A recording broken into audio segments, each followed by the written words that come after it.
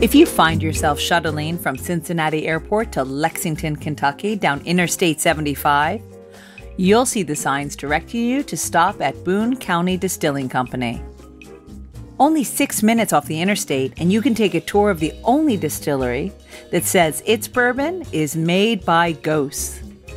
Too far to go? Well then, you can sit back and listen to today's episode, and I'll bring the tour to you. I'm Susan Schwartz, your drinking companion, and this is Lush Life Podcast. Every week, we are inspired to live life one cocktail at a time by the best in the industry. Today, we have Michael Thornton as our guide.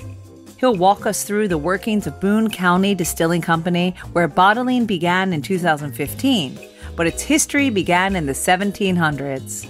Discovering along the way how Boone County was one of the largest players in bourbon production throughout the centuries. But first, don't forget to head over to LushLifeCocktailTours.com to buy your ticket for the tastiest tour in town. London town, that is. You'll be introduced to some of the most famous bars and bartenders in London, all while sipping their celebrated cocktails and learning about Soho's drinking history. We even have gift vouchers, so buy tickets for your loved ones. Now, let's get on with the show as Michael is about to set off for the tour. I'm Michael Thornton here at Boone County Distilling Company.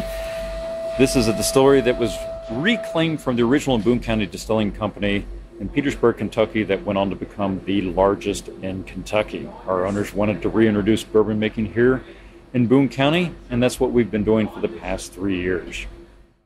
And so, with that being said, I will ask a silly question, and that is there anyone here that is a fan of Prohibition? There's a hard bench for you to sit on out there, sir. The rest of us will enjoy it. Well, now, Prohibition actually lasted here from 1920 to 1933. That was when the distillation, distribution, and sale of alcohol was prohibited. Now, I will allow that here in Kentucky, actually voted that in the year prior to that, in 1919. Now, the U.S. government did make available up to 10 permits for distilleries to continue bottling their existing product. Caveat being that it could only be done for medicinal purposes. So, to legally acquire alcohol at that time, you had to go to your doctor, get a prescription, take that to a pharmacy, get that filled, and they would give you 1 pint of 100 proof whiskey. And if that didn't cure your ills, then in 10 days you could repeat the process. So, needless to say, there were quite a few ill people here during that time period, and they never seemed to get better. But one of the legacies we have at that time period is that to this day here in Kentucky, you can actually go to a pharmacy and purchase alcohol. However, ever since that point in time, no one has been in the bourbon making business here in Boone County. And so this is why we say we're made by ghosts. You'll notice our sign over the doorway here and on other items. The reason we say that is because we wanted to honor the original distillery workers. They're the ones that paved the way for us to be here today. And without them, we wouldn't be here. So, before we head on back inside, I will just ask that you all please mind your step, because it is a working distillery. There are going to be plenty of things for you to slip on, trip on back there. Some equipment might be hot, and for obvious reasons, we're going to ask for no smoking throughout the tour. But if you all are ready, we can go ahead and get rolling. What we're going to do now, we're going to actually start on back in our grain mill, so if you want to follow me on back this way. So, everything begins with grinding grain. And this is where we mill ours. We have a hammer mill here. The Petersburg Steamboat Company had roller mills, accomplishes the same result. Basically, we start off with a number 2 yellow dead corn. It's a very high starch content hybrid corn. And what we end up with is a very fine grist. Now, what we're trying to do here is we're trying to maximize the surface area of all those starches. That's important because in the next step, when we introduce enzymes in the form of the malted barley, those enzymes are going to break these starches down into sugars. We introduce the yeast. The yeast consumes the sugars and produces the different alcohols and congeners for our product. These are the basic steps that any distillery goes through regardless of scale. And we're a small scale operation here. We're only filling anywhere from 8 to 10 barrels a week, pardon me, sir. But our distillers are in here milling several days out of the week because it takes approximately 640 pounds of grain to fill each of those barrels. So as you can imagine, in the summertime, it is just a bit of a sauna in here. They're hoisting up 50-pound bags onto the stand, dumping them in the hopper, and repeating. So it is not a glamorous job, but we are glad they do that. Behind these folks here in the corner, you're going to see our grain bill. We have 74% corn, 21% rye, 5% malted barley. All that corn gives you a fair amount of sweetness, a little bit of spice with the rye, and if you're really good, you might pick up some cereal tones with that malted barley. Now, to be a bourbon, you have to have at least 51% corn in the grain bill. This wasn't written into legislation until relatively recently, but corn's always been a very prominent grain in this area. It's actually what helped settle the area. If you go back after that Revolutionary War, we were just a territory of Virginia. So to get people out here, they would deed them 50 acres of land. You would come out here, carve out your little niche, but then you had to grow corn and send it back to help pay for it. They called it corn patching cap rights. And by name, bourbon could only be made here in the U.S. because in 1964, Congress deemed it to be our distinctive spirit. They wanted to protect it like Scotland did Scotch. So, before we step outside, so one of the characters, and you'll see him up on the wall when we get on down to the other end, was Lewis Loader. Lewis Loader was a bookkeeper at the distillery for a very long time, also a justice of the peace, and he also kept a diary. Anytime you see any kind of quotes, these came directly from his diary. And there's a good one we have highlighted in orange right here, talking about his boss's bear. So as it says, Mr. Schneider's bear got loose and run half over the town, but he jumped over to Mrs. Snelling's yard. And Perry McNeely caught him. They tied a large cable to a piece of a chain that was to him and took him back to his box. We don't know why Mr. Schneider, the original owner of the Boone County Distilling Company, had a bear, but we do know that it was a black bear brought up from Evansville, Indiana on a paddle boat. He didn't have it very long because this was just one of a number of incidences to where this bear broke loose and ran around town, caused havoc, bit people, and generally irritated the town folks. And they told him, enough is enough, Mr. Schneider, please get rid of it. And so he did. But we still thought it would make a good name for our still out there. So if you want to do me a favor, follow me right around the corner of the cooker. Pardon. Alrighty, so as soon as we're done grinding those grains, we're going to bring them over here to our cooker. Combine them with combine them with our limestone water, cook it at 210 degrees for half an hour. This is going to help soften the grains, kind of plump up the starches, makes it easier for them to be broken down. Then cool it down to 150 degrees, add in that malted barley, which not only introduces enzymes, but also acts as an anti-binding agent. Now, we also introduce a yeast, but we have to cool it down again. You can't have it too hot. Cool it down to 72 degrees, and we utilize what's called a back set here. We take 20 to 30% from a previous batch, add that in. This adds in nutrients, lowers the pH level, which is beneficial to the yeast.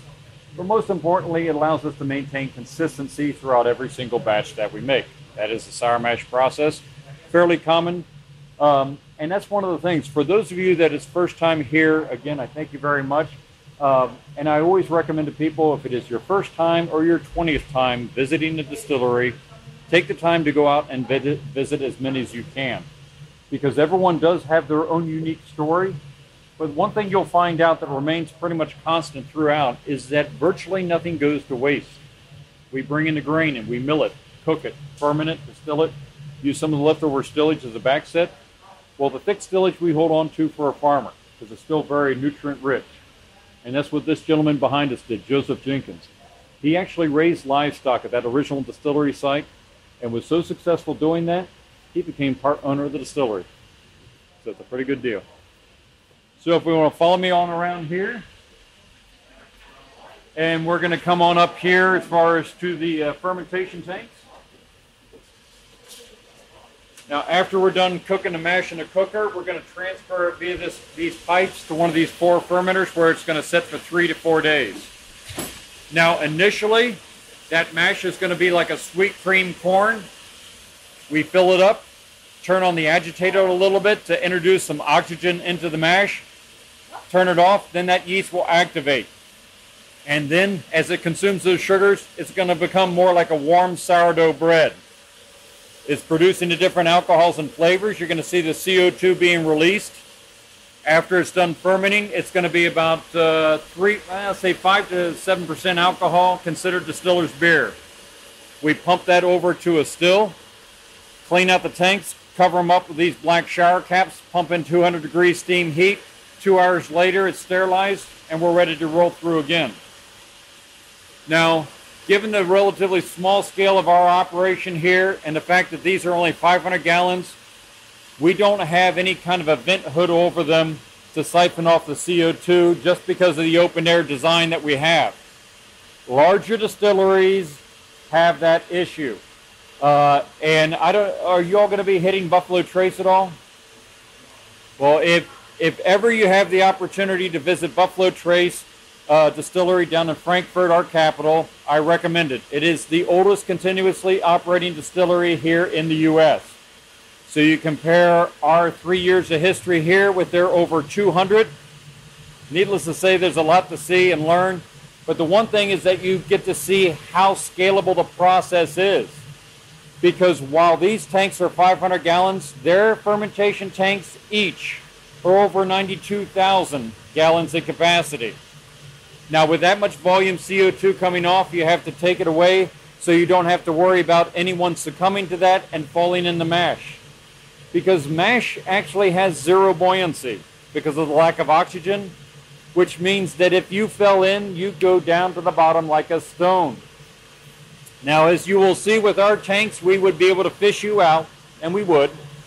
But with those larger tanks, that is a one-way trip you don't want to take. Alrighty, if you all gather around here, you get to see our bear. This is a 500-gallon combination still made by Vendome out of Louisville. They have been making equipment for the industry here since the early 1900s. There's not too many distilleries you won't find some of their equipment in here in the U.S. Now, it's considered a combination still. If you look at the bottom half, it's more like a traditional pot still with the onion on top. Short column gives us some flexibility. We bring that distiller's beer on in here for a wash run. It's going to take about 6 hours to separate the alcohol from the mash. We end up with what's called a low wine. It's about 70 proof. We're going to store that back here in an intermediate tank until we accumulate for those wash runs. Then we're going to bring them back through for a series of spirit runs. It's going to take about 8 hours, roughly doubles the proof. So our distillate comes off here about 135, 140 proof. Now the maximum for bourbon to be distilled is 160 proof. Capped it at that level because when you get above that, you're starting to strip away too much flavor. And with bourbon, you want all the flavor in there that you can get. It's actually one of the advantages that copper gives us, aside from being an excellent heat conductor. It also imparts certain desirable flavors into the product. So as you can see, while we're running here, the distillate's bubbling up through the tube in the spirit safe. Our distillers can use a portable proofreader to monitor the progress. When they're done with that, they're going to use deionized water, proof it down to 120 proof. That is our barrel etching proof. And the maximum for bourbon being 125. Now you can take a look on down the far end. You're going to see some of our barrels down there all wrapped up. That's the way they come to us, and I'll explain why if you come on over here. Pardon me.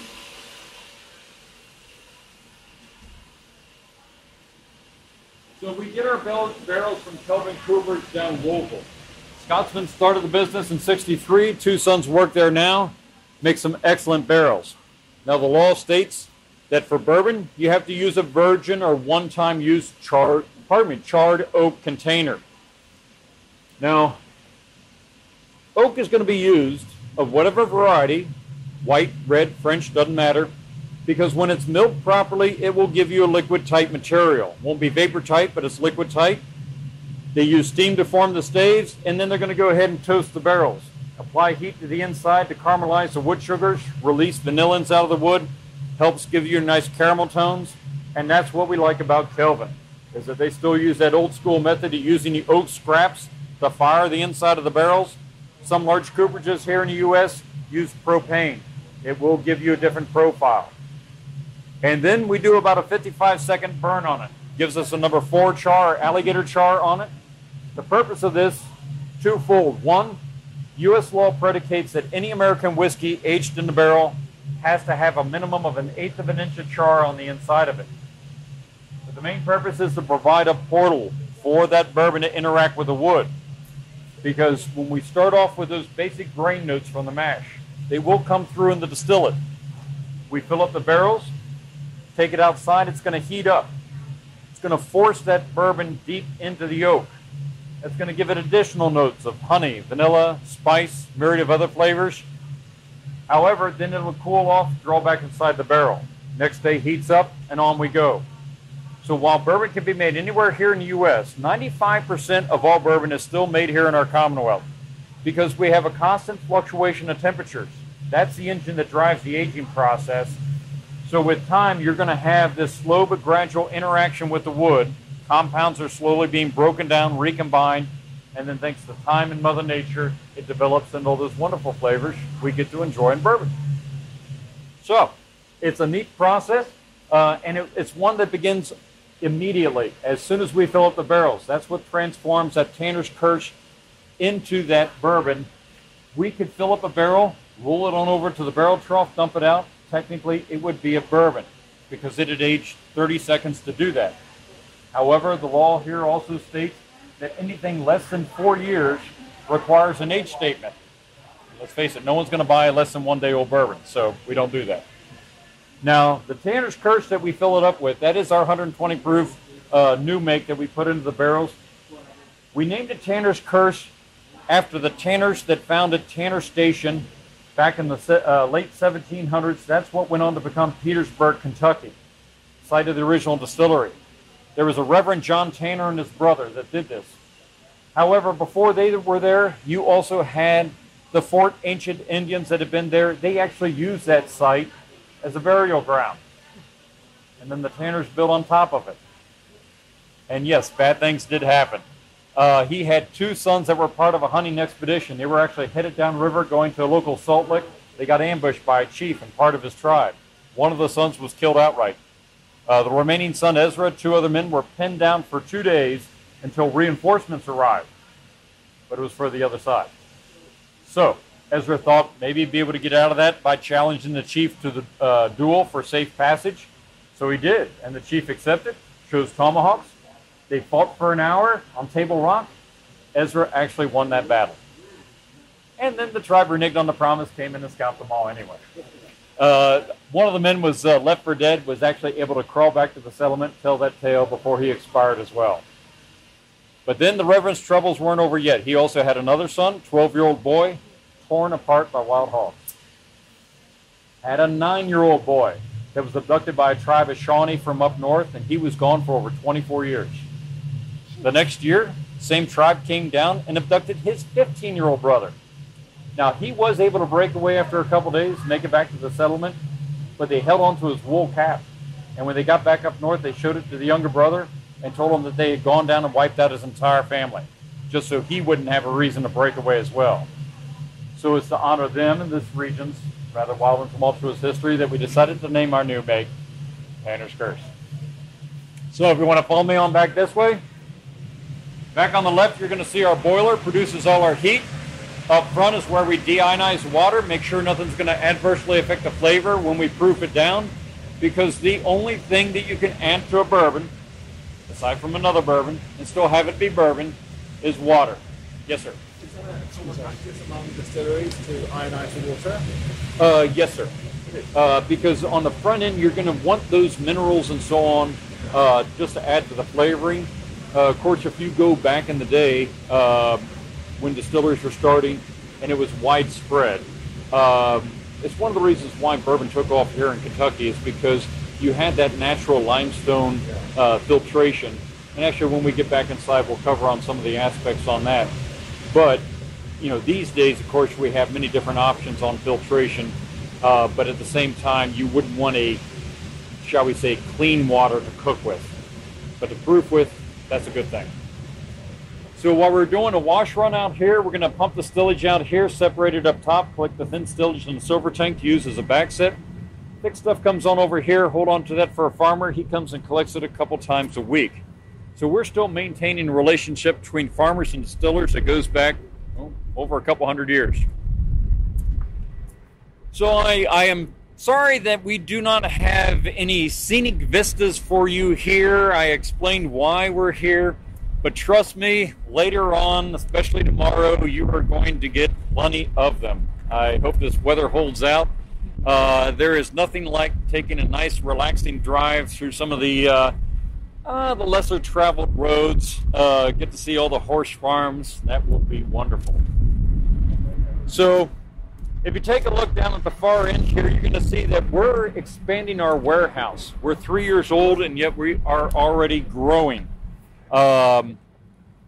We needed the space, as you'll see as soon as we get inside here. Another aspect of growth, if you turn around, you'll see our white tasting tent.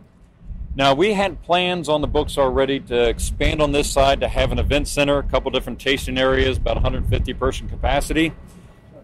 But before that got started, we got our big brown highway signs put up. Now, with those signs here, going back to last fall, all right, there's different qualifications you have to have for those signs. Well, to get some signs at the end of the exit ramp, we had to show we were getting 7,000 visitors a year. Okay, so we proved that, got those signs put up, helped that a little bit. But to qualify for the big signs on the interstate, you have to show you're getting like 70,000 visitors a year. All right, now we're never going to have 70,000 visitors here. But the argument was made that since we're part of the craft distillery tour, right now there's 14 of us, the smaller operations on that they should be taken as a whole.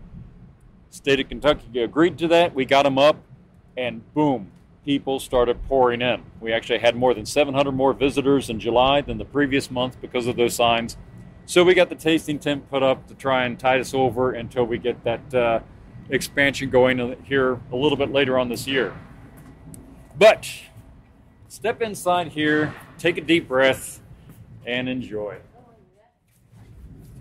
When we get the barrels from Kelvin, they weigh 100 pounds. We fill them up, they weigh approximately 500 pounds. Bring them out here on these racks, put them in place. Within a short amount of time, about 7% of that bourbon is going to get sucked into the wood.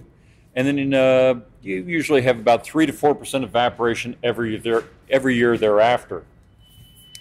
Now, it really depends on the type, nature, orientation of the warehouse as to what happens to it. With this rack system, it allows us to have one person with a forklift take the place of an entire warehouse crew. It still allows for ventilation between the barrels. Now, as we look on over to the left, you'll see some barrels without our logo. Those are some of the remaining source barrels that we started off with. Because what happened when our owners reclaimed the title of the original distillery in 2015, well, they got a consultant to help out. And that consultant is Larry Ebersold. He's a former master distiller, worked at the old Seagram's plant in Lawrenceburg, Indiana. So he's the one that helped us get set up with equipment and procedures. But then we also had an opportunity to buy 500 barrels of bourbon that he had distilled in 2005 and 2006. That is where we get our 1833 product from. Exactly. And the significance of those barrels is that he used the same grain bill for that as what we use today. And so the thought was that that would give people an idea of what ours will eventually taste like. That is basically our goal. We're well on our way on that. To be in this business, you have to be terribly patient, though, because everything takes time. Now, you can appreciate the weight loads as far as with these this rack system, as far as these barrels, but that's the reason why barrels have been in use for so long, is because they're very efficient size and shape, incredibly strong. Now, you have all sorts of environmental concerns here that contribute to the aging process. Now, with the orientation here, you have the top south wall. That's where we're going to get the most heat and the most evaporation. On the bottom northeast, we found that it stays relatively cooler, but the humidity stays higher. That higher humidity is going to drive down that proof level over time. Now, every warehouse has its own characteristics, and that's another reason why I always recommend Buffalo Trace, because they've had the advantage with all those years. They have many different warehouses, different construction materials, orientations. So with only 2 different grain bills, they can offer nearly 20 different products. It's a really neat process. It's something that we hope to do here on down the road. Now, one of the things we learned the hard way, there's a lot of things you learn when you start off in this business. We had a different arrangement as far as for these barrels.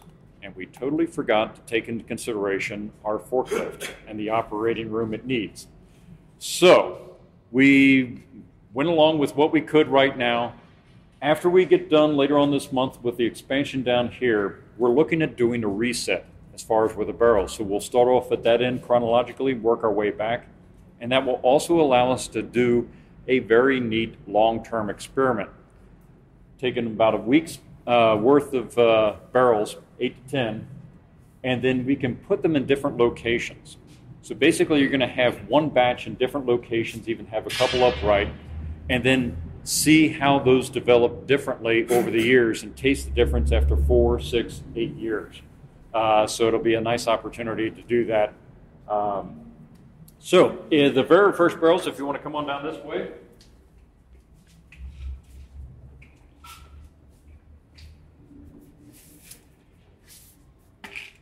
A little hard to see, but it's on the top back. October 3rd, 2015 was the first fill date. Now, those will set the benchmark for our bourbon when we decide to release it. It won't be until early to mid 2020, though. So it'll be at least a 4-year plus product, but it is a slow process because we're not going to bottle everything. We're going to let some barrels continue to age. That's the only way you get to those older age statements. And no decision's been made yet, but I wouldn't be surprised if we start doing single barrel releases until we see how the flavor profile is tracking, and then we can go on from there. We have a rye aging out here as well. It'll be at least a 3-year rye. And if you all have an interest as far as keeping track with what we have going on, you're more than welcome to sign up on the email list. We won't spam you and just give you the heads up on stuff here. So when the temperature does drop down below 45 degrees, the bourbon stops interacting with the wood here. It doesn't hurt anything. We didn't do any kind of steam heat here like larger distilleries do, simply because it didn't make sense from a cost perspective, but we're fine with going the slow and steady route. And one of the advantages that we have with this metal construction here is that with the wild temperature swings that we've had, it has been doing wonders on the bourbon in here. I've had ours at the year, 2-year, and 2.5-year mark, and I would actually put our 2.5-year stuff up against some people's 4-year-old stuff. But that's the thing, is that to be patient on this is key. Now, there are some some new distilleries that will have investors, and they're always pushing for you to get something out there in a hurry. Of course, investors want a return on their money yesterday. But then when you put a new product out there too soon, you're going to taste it. It's going to be hot and grainy and so on, and it just takes time to have that interaction with the wood to really start developing all those better flavors that you get with an older age product. Now, that's another advantage that we have here as opposed to Scotland, given the different climate, because one season up there is the equivalent of about 3 or 4 down here. So you get a lot more interaction. Of course, it doesn't hurt that they get a little helping hand there by using used bourbon barrels. Just saying. But bourbon makes everything better. Now, actually, you can see behind the gentleman here, we have, there you go, right here on the wall. So we have some gauges out here to give people an idea of the variances that you'll get. This is outside. This is back where we're at. This is at bottom northeast and the top south wall. I have seen temperatures over 30 degrees difference between the top and the bottom at a given point in time. And I've seen those high temperatures on the top south wall drop 40 degrees at night. So it can be interesting to live through, but we also know that it's making for great bourbon. And also one of the reasons why we have more bourbon barrels here in Kentucky than we do people. We have our priorities right. So if you take a look above me, above the wall here, you might want to step back a little bit so you can see better. That top photo was taken in 1900, and the one below 3 years later. And we know most of the names and the people in this lower photograph. We know that if you go foreign from the right, young woman there, get it right, yep, Maud Loudon, believe it or not, she was only 15 years old at the time. Now you look closely, you'll see the 2 ladies on the other end holding onto bottles. We believe it may be a different division of the distillery, bottling and labeling, or it could be tasting, because it is actually the ladies, gentlemen, that have the better olfactory systems and palates than we gents do. And this has been an industry that has benefited from your all's influence for generations. So keep up the good work. Now, like I was saying, as far as you appreciate the weight loads on that, but as strong as those barrels are, this gives you an idea as far as how much pressure builds up inside. when you see how much penetration there is with a bourbon into the wood, and that is exactly what you like. And that's why if you look at a new barrel head, it's nice and flat, but the older ones will have these deviations and divots and so on that just because of the pressure that it has been subjected to over time. So just one quick note as far as with Prohibition. If you take a look at the outside of our warehouse here, you will notice some dark material. But you look down at the newer section, it's all nice and clean. This here is the whiskey fungus, Baldonia, which is a fungus that thrives on those higher ethanols that you find around a warehouse. When you get down to Maker's Mark, you'll notice that some genius in the past decided to go ahead and keep everything stained nice and dark, so it hides in plain sight. We don't have that advantage here.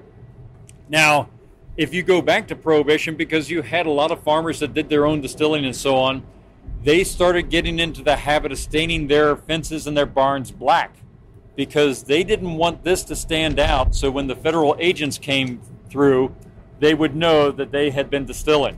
Is that the moonshiner? Exactly. Yeah, and moonshining generally denotes illicitly produced product. And the reason it is illegal is because the tax man is not getting his cut. Now, as distillers with those barrels, we pay an ad valorem tax on the capacity every year we have them. Doesn't matter how much or how little is left. So approximately 60% of the cost of spirits in these parts goes to taxes.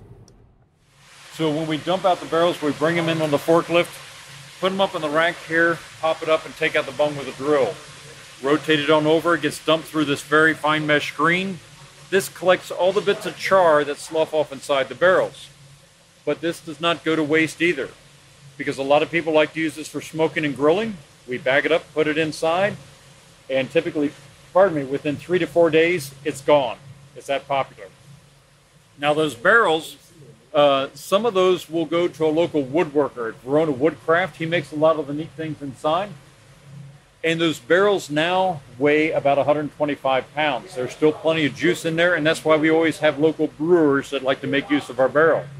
There's another smaller distillery, Second Sight Spirits, that do a lot of rums. They're aging some of their rum in our barrels as well. Then we also sell them off to individuals as well for $115 with tax. So everything does find a home eventually here. After we're done mingling however many barrels here for our 1833, it gets pumped through a filter and goes into a product tank. And then we move it on down here to the scale to proof it down to a very specific 90.8 proof. Of course, they know with the different densities of alcohol how much water by weight to add in to get to a certain proof level. And then when they're done proofing it down, they're going to move it on over here to the bottling line so we can start that process. We'll have 3 to 5 people working here, have a skid with the empty bottles, take them out, clean out 2 at a time on the air jets, line them up, fill 6 at a time, push them on down, they get corked, go into another box on another skid, and we can get through anywhere from 12 to 15 bottles a minute while we're doing this. But it is very much a hands-on process here. Really no more so than down here, because when we're done with this, we'll take them down here to do the labeling. We will put a pseudo tack strip on top, seal it up with the cellophane, start applying the various labels, hang tags, and then start boxing them up, wrapping them up, and then the distributor will come and pick them up. Another legacy we have from Prohibition here is that we have a 3-tier system, so we're the producers, then you have the distributors, and then the retailers. Now, you might notice looking at the boxes over here that they come to us from Italy. And that is because we quickly found out that the bourbon cream looks a lot better in amber glass than it does clear glass, but the U.S. beer market controls all the amber glass. So to Italy we went. But they make some pretty good bottles. So now the labels are printed right here in Northern Kentucky. We did design the overall look just to harken back to those pre-Prohibition days. But then to honor the distillery itself, we decided to focus on the number 8. And if you take a look on over at the top of the image here, you're going to see that was the distilled spirits plant number, or DSP, of that distillery was 8. And so that's why we proofed this to 90.8 proof, lined up the O's and the Boone of the county to form a number 8. and it's to honor the distillery that went on to become the largest in Kentucky. So after Chainer Station was found and then it became Petersburg, if you go back to 1833, that is the year that this gentleman on the side, William Schneider, came in. He was a miller from Virginia, and he purchased the Petersburg Steam Mill Company. But within 3 years, he was operating a distillery alongside of that. Because like I said, a lot of corn was grown back in the day. They didn't want the excess to go to waste. So by distilling it, puts it into a stable form, but most importantly, it makes it a lot more valuable. Now at that time, an 8-gallon bushel of corn was only worth about 25 cents. But a gallon of whiskey was worth nearly $1. So it was a good call on his part. And by 1860, they were actually producing over 1 million gallons of whiskey a year.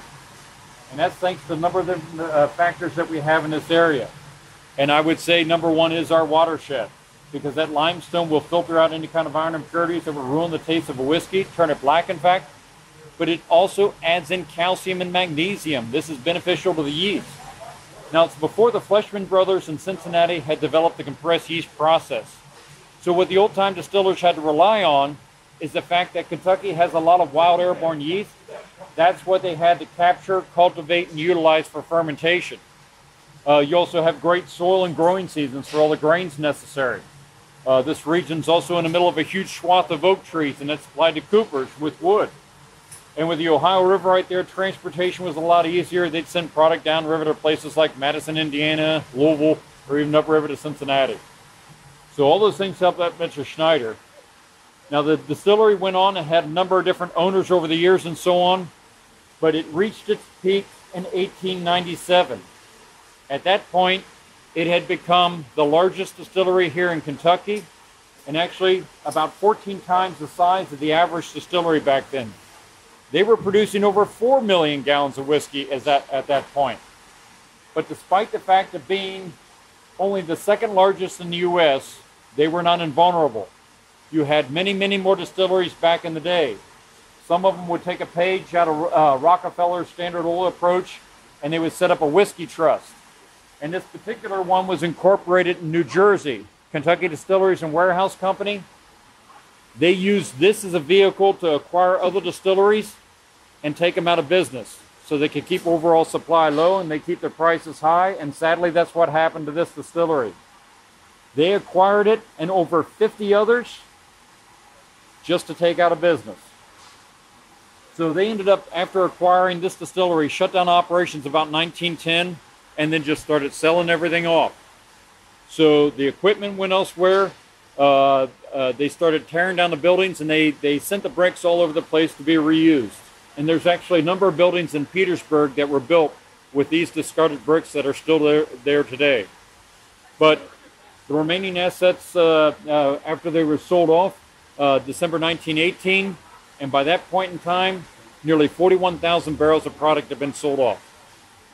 And then with Prohibition right after that, Petersburg never recovered. There's just been an empty field where that distillery once was.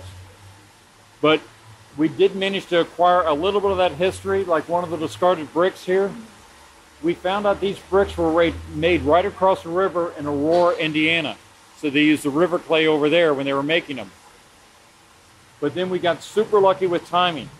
We'd only been open a few months when our owners got a call from a contractor up in the Chicago area. He's up there renovating a home and took out a wall, and he found that bottle. Now, you always have to identify where something is produced. And he just looked at the bottom, Googled it. We came up and he called up and said, found one of your old bottles. Delightful surprise, to say the least. Mailed it on down, and we found out it was distilled in 1909 and bottled in 1913. And so far, as large as that distillery was, this bottle and that image are the only two representations we found so far of any of the products that they produce. So that gives you an idea as far as how much of an impact Prohibition had. So I do thank you very much for coming in. I'm glad you all get to see the rebirth of bourbon making here in Boone County. But if you are ready, we will head outside. Wow. I don't know about you, but that made me so thirsty for a cocktail. Needless to say, I bought my very own bottle of Boone County bourbon, and I'm making the most classic of all classics with it for our cocktail of the week. But before that, I need to thank Michael and everyone at Boone County Distilling Company, plus Kentucky Tourism, who arranged the tour. Now about that cocktail. I'm not going to repeat the history of the old-fashioned, because you can find it all on one of my previous episodes devoted to its origins, when I experienced the Urban Bourbon Trail in Louisville. But I can say that last year, Drinks International magazine released its list of the best-selling cocktails around the world. And what was number one? Yes, the old-fashioned, beating out the ubiquitous Mojito and Espresso Martini. Just so you remember, here is its recipe again, but made with Boone County bourbon, if you can get your hands on it. In an old-fashioned glass, put in a quarter-size pour of simple syrup in the bottom of the glass. Add 2 dashes of Angostura bitters, an orange wedge, and a maraschino cherry. Muddle gently without smashing everything together. Then pour in 2.5 ounces of Boone County bourbon, add ice, and stir. That's the old-fashioned, the Pendennis Club way. You can find this recipe, more bourbon recipes, and all the cocktails of the week at alushlifemanual.com, where you'll also find all the ingredients in our shop.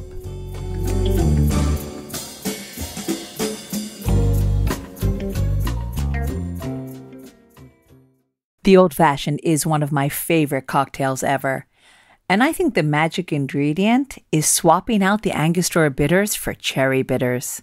It adds that touch of magic to an already magical cocktail. If you live for Lush Life, would you consider supporting us by buying us a coffee? Just go to buymeacoffee.com/lushlife and you can donate once or monthly to make sure we are still here every Tuesday. Also, you know how much I love to talk about cocktails, and we can all be together talking on the flick.group/lushlife app. It's free to join and works on Android or iOS devices. Plus, you can listen to the latest episodes right there if you want to catch up. Theme music for Lush Life is by Steven Shapiro and used with permission. And Lush Life is always and will forever be produced by Evo Terra and Simpler Media Productions. Which leaves me to say the wise words of Oscar Wilde: all things in moderation, including moderation, and always drink responsibly. Okay, that second part was mine. Up and coming on Lush Life, we head to Jamaica, to the home of what is rumored to be the archetypal heavy pot rum of choice throughout Europe. Until next time, bottoms up.